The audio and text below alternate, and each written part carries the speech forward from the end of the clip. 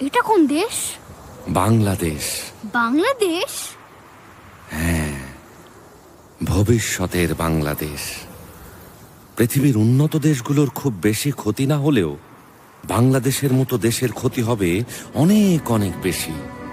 দেখো, বাংলাদেশের দক্ষিণ ভাগের অনেক অংশ চলে যাবে পানির নিচে।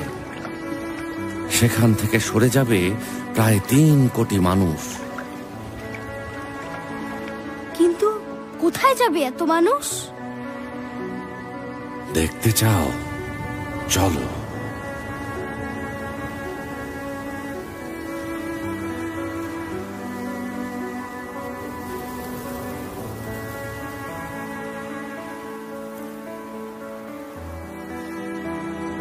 অনেক শহর আর গ্রাম পানির নিচে চলে গেছে, তাই সবাই আজ দেশের উত্তরে উঁচু জায়গায় এসে আশ্রয় নিয়েছে। যেসব মানুষের ঘর, জমিজমা, চাকরি সব গেছে, তারা এখানে এসে অসহায় জীবন যাপন করছে। সরকারি সাহায্যের ওপর তারা পুরোপুরি নির্ভরশীল।